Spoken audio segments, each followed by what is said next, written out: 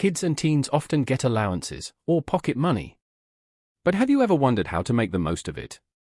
Today, we'll see how percentages can help you save, spend, and even grow your money. Let's say you get $50 each week. You might decide to save 20%, spend 70%, and donate 10%. Percentages help us split money fairly and wisely. Percentages also show increases and decreases. If your allowance goes up by 10%, $50 becomes $55. If it drops by 20%, you'd only get $40. And here's the magic of simple interest. If you save money in a bank, the bank pays you a percentage of your savings. For example, saving $100 at 5% interest earns you $5 each year. Here's a challenge: if you save 20% of $50 each week, how much will you have in 2 months?